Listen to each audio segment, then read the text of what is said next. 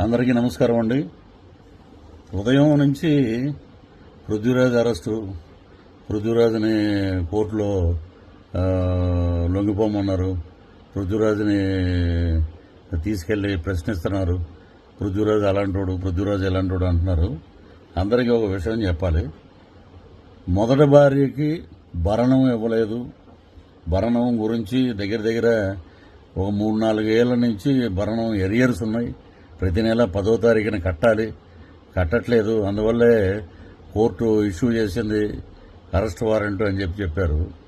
ఏమంటే అసలు చాలామంది అసలు నిజంగా ఈ చిన్న యూట్యూబ్ ఛానల్స్ కానీ ఇతరత్ర మీడియా వారు కానీ అసలు విషయం తెలుసుకుని పృథ్వీ గారు ఏంటని అడిగితే నేను వివరంగా చెప్పేవాడిని. న్యాయస్థానం పరిధిలో ఫ్యామిలీ కోర్టులో ఈ మ్యాటర్ కొన్ని సంవత్సరాల నుంచి జరుగుతుంది. సో దానికి సంబంధించి వారు ఒక అమౌంట్ చెప్పారు. ప్రతి నెల amount till up to date ఇప్పటి వరకు ప్రతి నెల హైకోర్టులోకి వెళ్ళిపోతూనే ఉంది అకౌంట్లోకి. కట్టకుండా పృథ్వీరాజ్ ఎక్కడ ఉన్నాడు? ఏది పడితే అది మీరు ఆ పృథ్వీరాజ్ అలాంటోడు, పృథ్వీరాజ్ ఇలాంటోడు క్యారెక్టర్ అసోసియేషన్ చేయవలసిన అవసరం లేదు. కోర్టు పరంగా నేను కోర్టు చెప్పినట్లు ప్రతి నెల నేను పే చేస్తూనే ఉన్నాను. సో మీరు తెలుసుకోవాలి కదా విషయం. మీరు ఏది పడితే అది రాయొద్దండి దయచేసి. నేనేంటంటే మా హైకోర్టుకు సంబంధించిన లాయర్స్ని కూడా కనుక్కున్నాను. ఏంటంటే వాళ్లే ఆశ్చర్యపోయి ఉన్నారు. ఏంటంటే ఇదేంటి ఇలాగా వచ్చింది, ఏంటిది అసలు విషయం తెలుసుకోకుండా ఎలాగా వేస్తారన్నారు.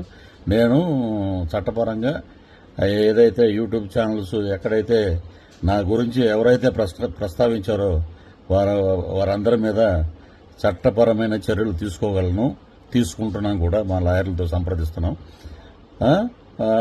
తీవ్రంగా ఉంటుంది పరిణామం. మీరు ఎలాంటివి వేసేటప్పుడు అడగండి. కోర్టులో ఉంది కుటుంబ వ్యవహారం, దాన్ని కూడా బదరిగిచ్చేస్తారా?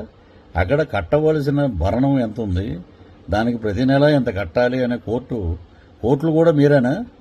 దీన్ని బట్టి ఒక మనిషిని ఎలా పడితే అలాగా క్యారెక్టర్ అసోసియేషన్ చేయకండి. క్యారెక్టర్ను దిగజార్చే ప్రయత్నం మానుకోండి. కాబట్టి నేను మాట్లాడేది ఒకటే, న్యాయపరంగా కోర్టు ఏదైతే చెప్పిందో దాని ద్వారా నేను కడతానే వెళ్తున్నాను. టిల్ ఈరోజు జూన్ వరకు జరుగుతూనే ఉంది. కాబట్టి మీరు నిజాలు తెలుసుకుని మాట్లాడండి. నేను ఇంతకు మించి ఇంకెక్కువ ఏం మాట్లాడను. ఏది పడితే అది రాయకండి దయచేసి. పాత్రికేయ మిత్రులు అందరూ నాకు మంచి మిత్రులు.